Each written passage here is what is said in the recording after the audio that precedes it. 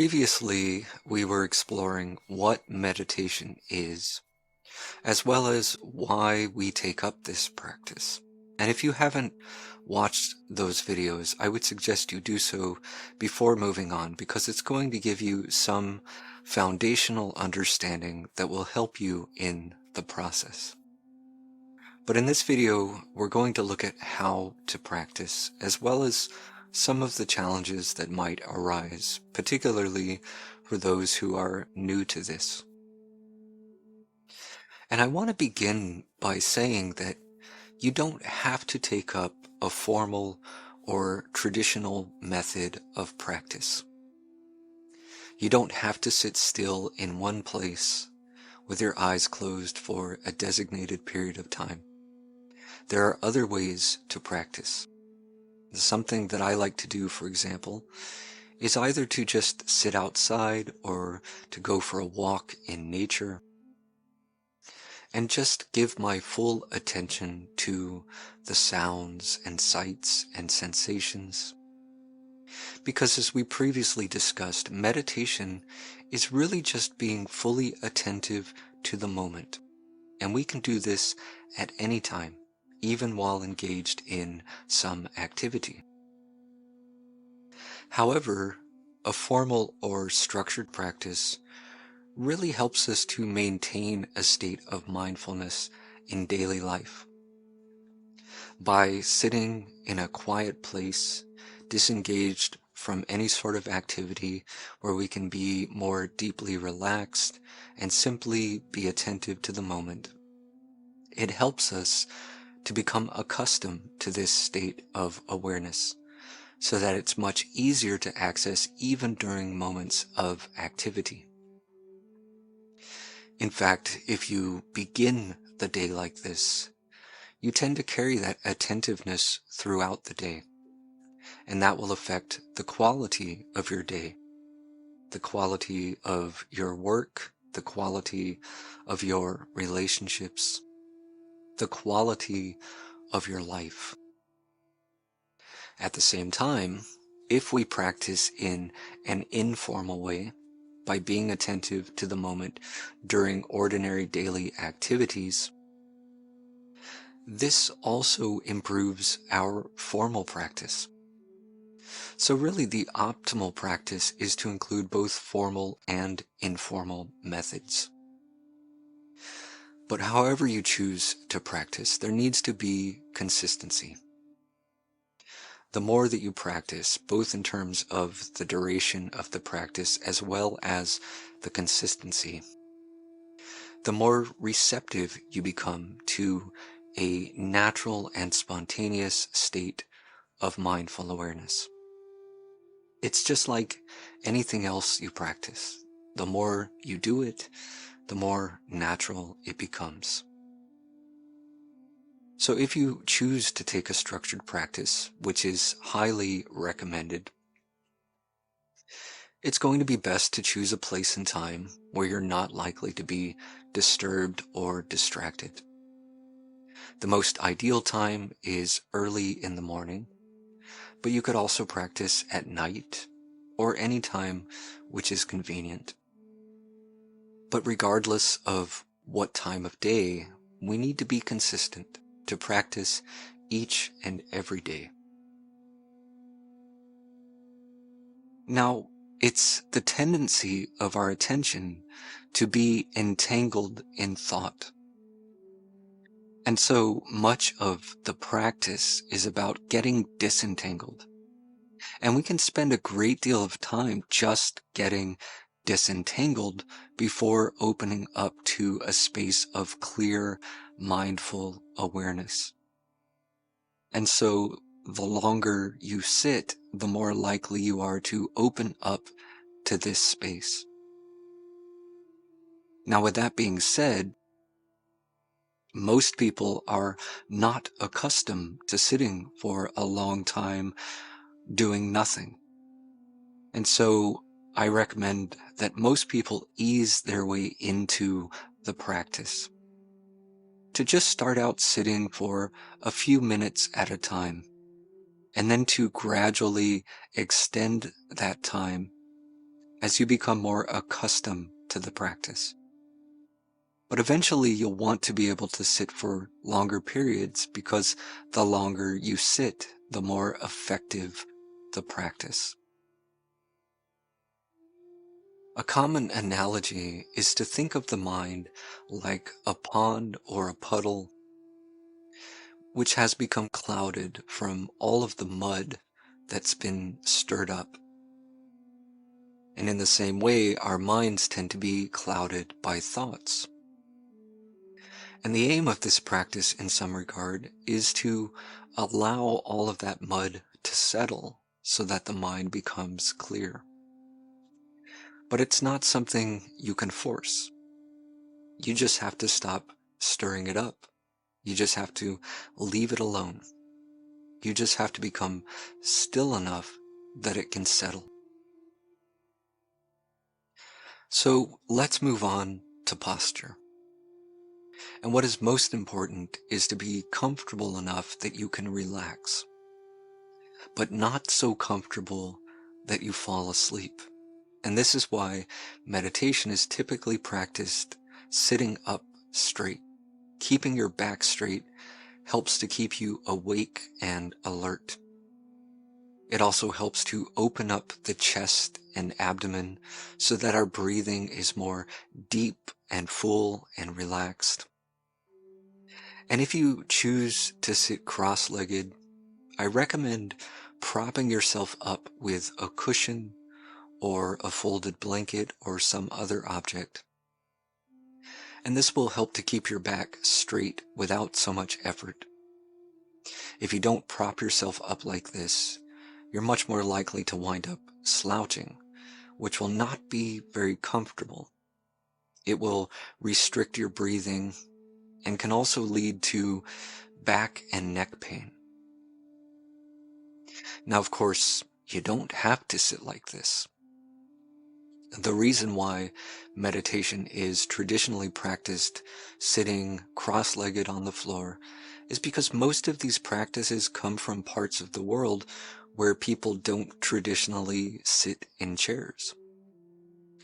Their whole lives, they may have spent sitting on the floor in this position, and so they're accustomed to it. It's just their everyday natural sitting position, and they're quite comfortable sitting in that way.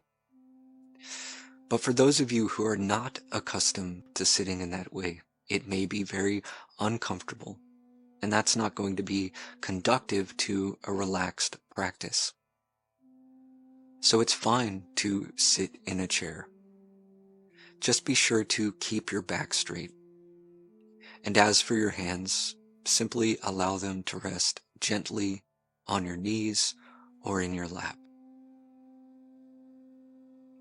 So now that we know how to sit fairly comfortably, the next thing is to bring our attention to the present moment. And we do this by way of having some kind of anchor, something to draw our attention out from the mind and to anchor it here in the present moment. And there are many things which can be utilized for this purpose. But what is most common is the sensation of the breath. The breath is always there, always with us, and so it's very convenient. You won't misplace it or forget to bring it with you. And you don't have to make yourself breathe, which means you can simply relax and observe. Now, when we watch the breath, we're not trying to control it in any way whatsoever. Sometimes we might begin a session by intentionally breathing slowly and deeply a few times, just to regulate the breath and to bring the body into a deeper state of relaxation, just to get settled in. But then we let go and allow the breath to regulate itself, and all we do is observe. So let's go ahead and take a moment to do this now. Go ahead and find a comfortable seated position. And if you're not driving or operating heavy machinery, just allow your eyes to gently close. And we'll begin by taking a long, slow breath in through the nose.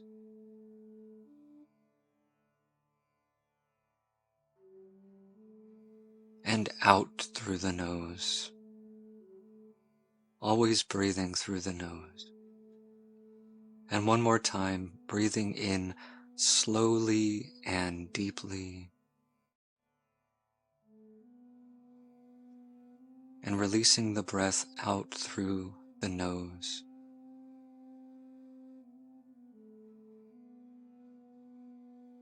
And now just allow the breath to continue at its own pace. And simply bring your attention to the sensation. Notice the sensation of the air moving in and out through the nostrils. Notice the gentle rising and falling of your chest and belly. And for a moment, we're just observing the sensation. Observing the breath coming and going. And just sit with this sensation for a moment, giving it your full attention.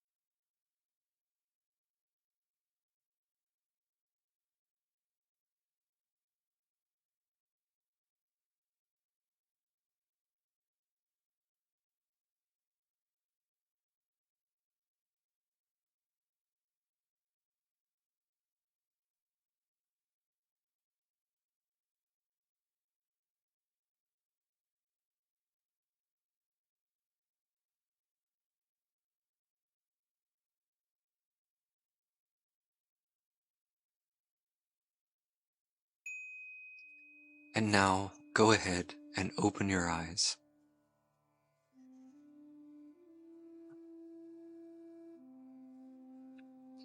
Now, something that many of you may have noticed during this short practice is that you became distracted by the mind. Maybe you began drifting off into thought, into your imagination, or some internal dialogue. Perhaps thinking about whether or not you're doing this properly, or how much longer do I have to do this, or any number of other things. Perhaps for some of you, your mind was chattering constantly the entire time. And all of this is completely normal. This is the nature of the mind, after all. The whole function of the mind is to think and imagine and so on. And so we don't need to feel agitated about it. We don't need to judge it, nor do we need to judge ourselves. That's just what the mind does. And it's our habit to engage with it. So one of the things this practice is about is disengaging from the mind, which doesn't mean shutting it off. It doesn't mean resisting or suppressing our thoughts. It just means you let the mind do what it does. You just learn not to get involved. You simply don't participate. In a way, you step back from the mind in order just to observe. And the analogy that I find helpful is to think of this stream of thought like a river. And the idea is to just sit on the shore, letting it all pass by. But the moment that you step into it, you get swept off down the river. And when this happens, all you do is notice. And the moment you notice that you've drifted off, you're already coming back to mindful awareness. And so as soon as you notice, you just step back onto the shore and get reestablished in just sitting and watching. Or in this case, you return your attention to the breath. The challenging thing is to keep our attention here and not to get carried off. But that's precisely why we call this a practice. True meditation is to be fully present, fully alert, fully aware. But during our practice, we may not be in a meditative state most of the time. We may not be meditating at all. We're really just cultivating the conditions in which meditation can occur. Meditation isn't really something you do. It's something that happens when the doing stops. But in the meantime, the practice is about redirecting our attention to the breath rather than allowing it to wander. So whenever we notice that we've drifted off into the stream of thought, we simply return our attention to the breath, gently and without judgment.